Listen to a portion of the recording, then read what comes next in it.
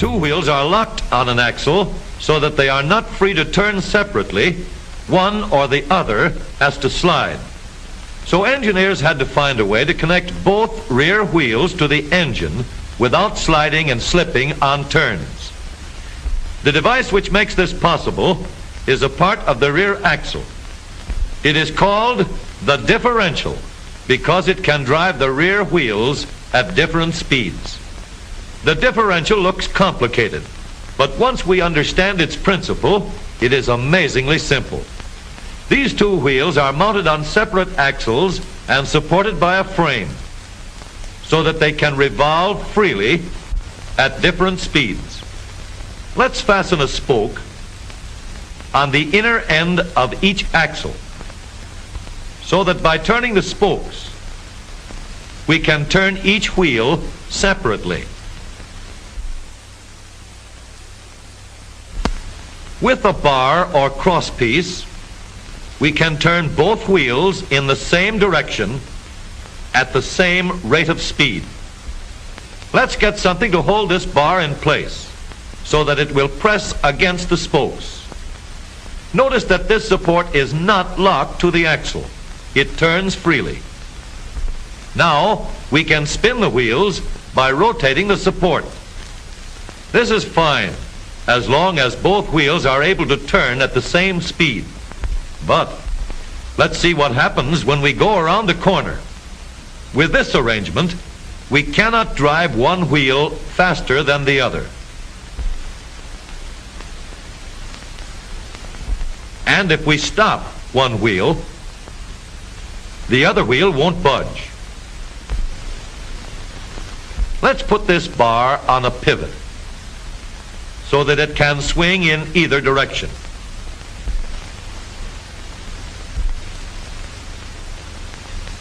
Now, the bar can still turn both wheels at the same speed. And because it pivots, it lets one wheel turn even when the other is stopped. But if turned too far, the bar will swing around until it won't drive the spokes that turn either wheel. We need another crossbar and more spokes to carry on the job. When we stop one wheel, the crossbars will continue to push the spokes of the free wheel around.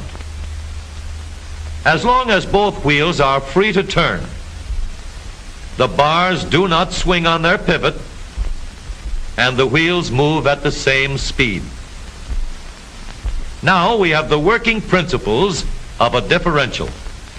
To adapt the model for use in an automobile, we will have to make a few changes.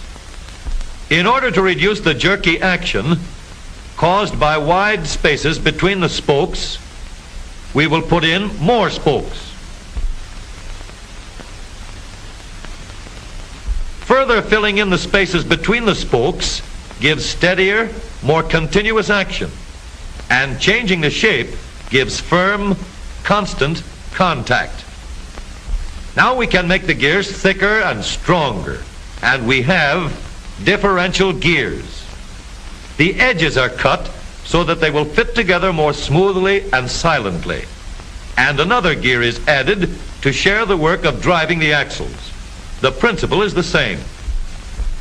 In order to turn the support and drive the wheels, we can fasten a large gear here, connected by a smaller gear to a source of power.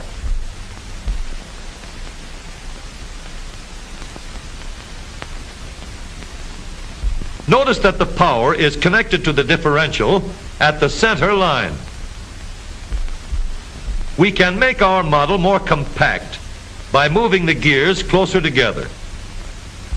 When we put our differential in an automobile, we have to leave room for the drive shaft, which carries the power from the engine. We may build the floor of the car above the drive shaft. But if we do, we won't have much room inside unless we make the top of the car high too. Of course, we could lower the floor and ceiling, but the drive shaft would be higher than the floor. This would have disadvantages. A shaft in the middle of the floor of an automobile would be inconvenient for passengers and would be awkward for carrying luggage. Today, engineers have found a way to make the car roomier and closer to the road without a clumsy shaft above the floor. The drive shaft from the engine to the differential is lowered out of the way, and the drive shaft is connected to the rear axle at the bottom. The new low center drive makes the rear axle quieter, stronger, and more durable because it gives better, smoother contact between the gears. The automobile of today with the low center drive is stronger and more rugged. Every part of the rear axle has been built to withstand strains far greater than it will ever meet on the straightaway or around the corner.